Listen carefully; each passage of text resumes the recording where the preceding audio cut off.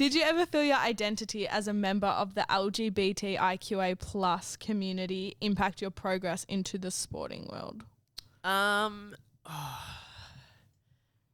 Definitely felt it. Did it stop me? No. But it was probably the fear it had on me as a young kid. So when I came out to my family, I think one of the biggest things, besides everything else, but like if I bring it back to sport, was my main career was netball, and I was looking like I was potentially going to make it. And telling my parents, I think one of their fears was, well, you're not going to get selected if you come out as gay. And that was one of my fears. And I like held on to this fear for 2 years before even telling my parents, because one, I didn't want to lose them, but I also didn't want to lose netball. And, you know, netball's always been seen as this girly sport. Like if you were gay, you played soccer, basketball, anything but netball. Netball was the blonde hair, ponytail, ribbon, little dresses. But netball was my sport. You know, it didn't matter about who I was or my identities. Netball was the game I loved, and nothing was going to stop that. And I was good at it. So don't take that away from me. And but I got to a stage where I was like, okay, this is eating me alive. I need to get it out, like that, who I am, and I need to stop living this lie.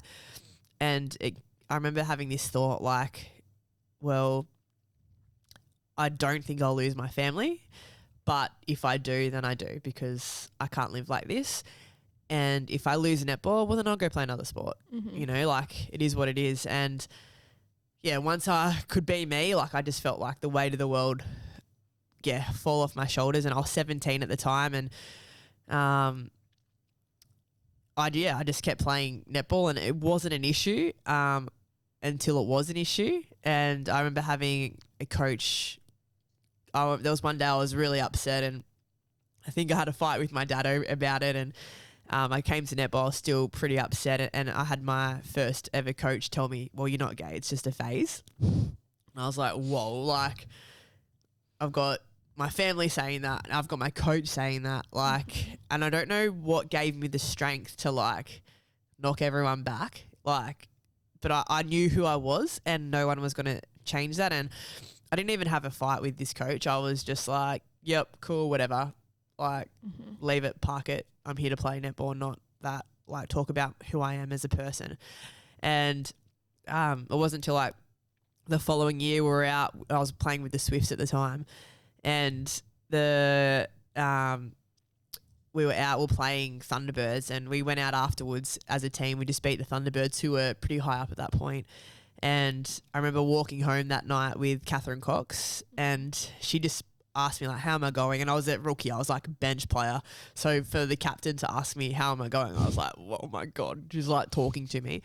And I was like, yeah, I'm good, Coxie. And I was like, oh, I'm just worried, like, does the team care that I'm gay? And she was like, what are you talking about? She's like, no one cares, Brazill. Like, it's not even an issue. And I was like, and my thing was, I didn't even want to go in the change room because I didn't want the girls to think like I was looking at them, or like, this is a young 17-year-old Braz, like freaking out. And she's like, no one cares. Like, we love you for who you are. We don't care if you go home with a girl or a guy, like, you're our teammate. And it literally changed my life. And I've told her this, like, just recently, to have someone who I looked up to, who was the face of netball at the time, still is, like, she's unbelievable, like, say something like that to me just made me relax and go, well, if Coxie can be like that, then if someone's got an issue, then who are they to me?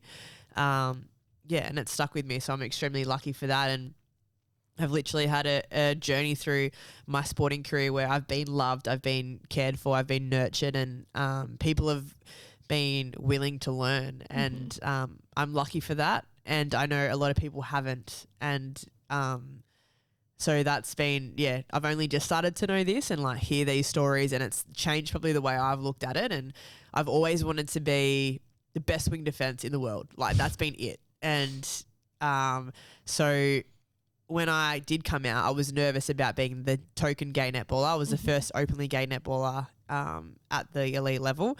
And so I didn't want to be that. I just wanted to be known as a netballer. So that was a bit scary for me at the time. And whenever I got asked to speak at a pride event, I was like, nah, not doing it. I don't want to be the token gay girl. I don't want to get it, tick your box to make you guys feel like you've done the right thing. Now being older, having kids, I'm like, give me a pride event any day of the week. Like, let's educate people. Let's get it out. We are humans too.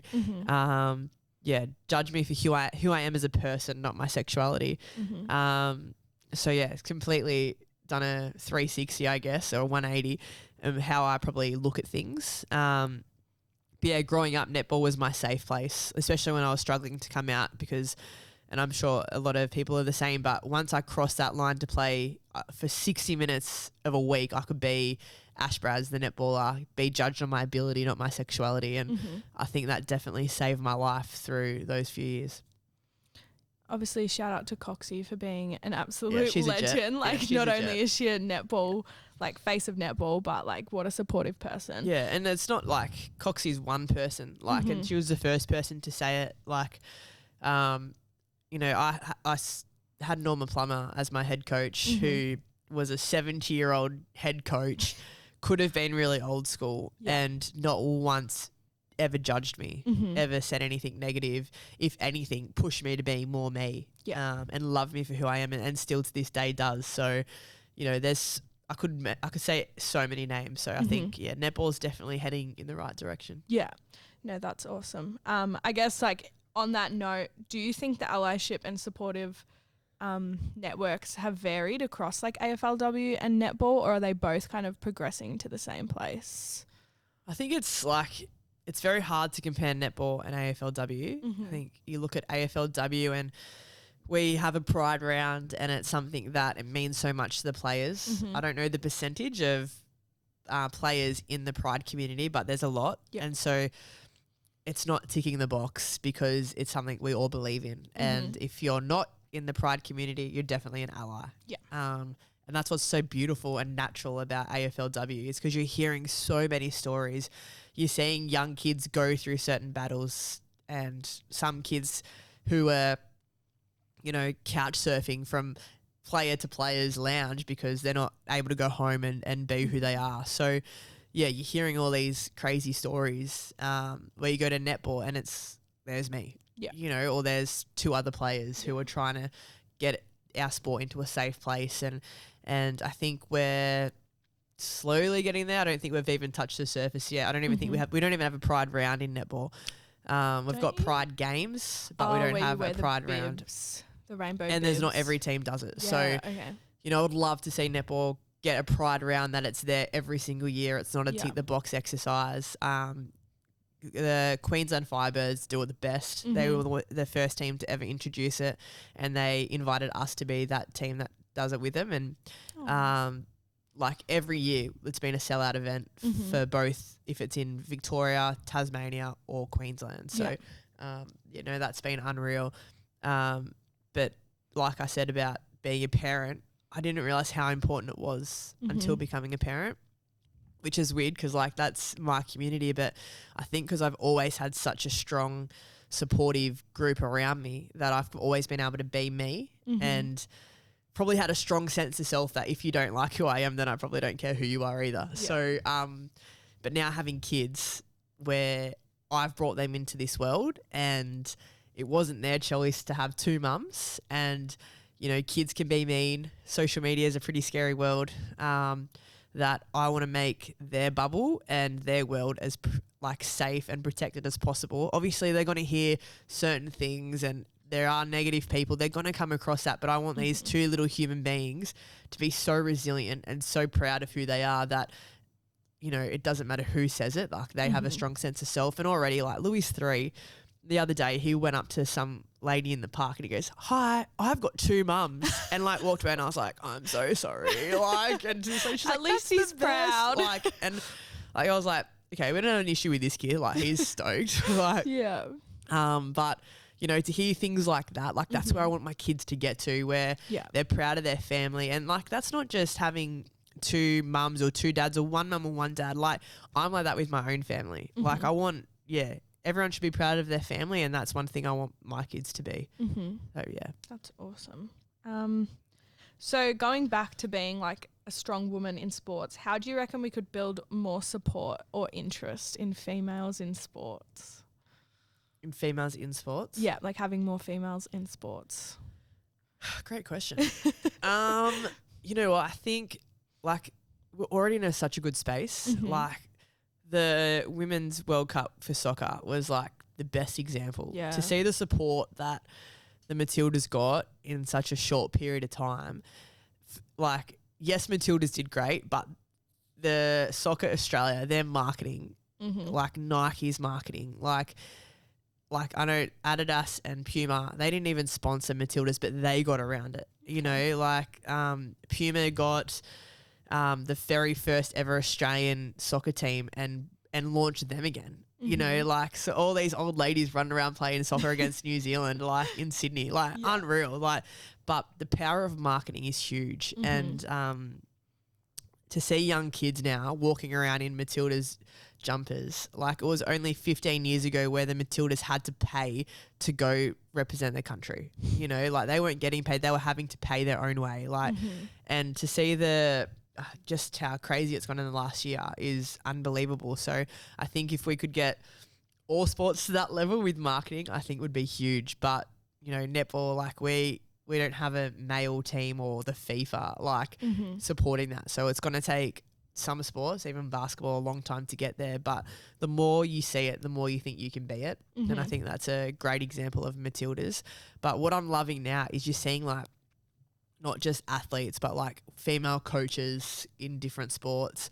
Like Daisy Pearce coaching at Geelong. Like you Mhm. never thought a female would ever coach at Yeah. the Geelong Football Club. Like, so we're starting to see that. You're not seeing, like, you don't have to be an athlete. You can be a team manager, Mhm. you know, a video analysis person, a physio, like a runner. There are so many different jobs now that you're now seeing women come into that space. And Mhm. yeah, like I said, I've been a professional athlete for 15 years and it used to be all males and now we're seeing females filter through and Mhm. it's no longer a thing.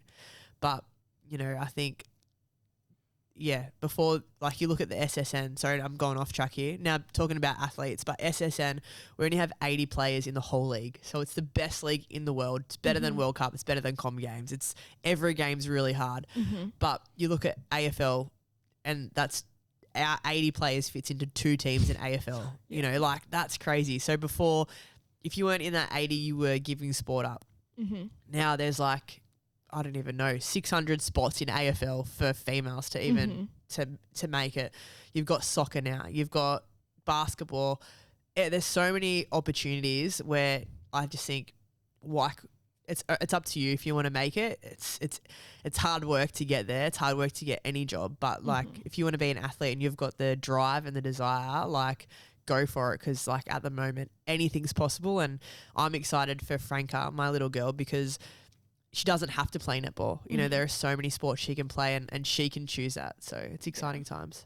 And like on that, obviously throughout your professional career, you've seen the disparities change. Where do you want to see it in 5 to 10 years? Oh, it's already like, and this is, I think, being an athlete who started so long ago, like I'm just like, wow, so grateful to see where we're at. But, you know, in 5 years, like AFLW have already put out there in 5 years where we'll be at. I think the minimum wage for an AFLW player in 5 years is going to be $80,000. Oh, wow. Like, so that's just like we can be having all AFLW players commit fully to AFLW and not have to have a second job. Yeah, because it's part-time at the moment. Yeah, it's part-time, which is good because, like, one, if you're a uni student, it's like the best job ever to have. You can have another job at the moment still and still work. Still play footy because our training's at night. But we could have it where the girls are training throughout the day and it's their full-time job. They can go home. They can afford to eat these good meals. Like, because at the moment we have these dietitians coming in and saying, you need to eat this, this, this, and this to be the best version you can be to be an athlete. Well, that's great. But what you've suggested is my shopping is going to be $300 a week. I can't afford it. Yeah. Like, so it's great to get this information, but I think people forget like what the girls are actually getting paid at the moment. So in 5-10 years time, like we're going to be there. It's not even what I wish, it's we are going to be there. And I think that's the exciting thing about female sport. It's just, you know, I hope other sports follow because if you don't follow the progression of AFLW and football, like soccer, you're going to be left behind. Yeah.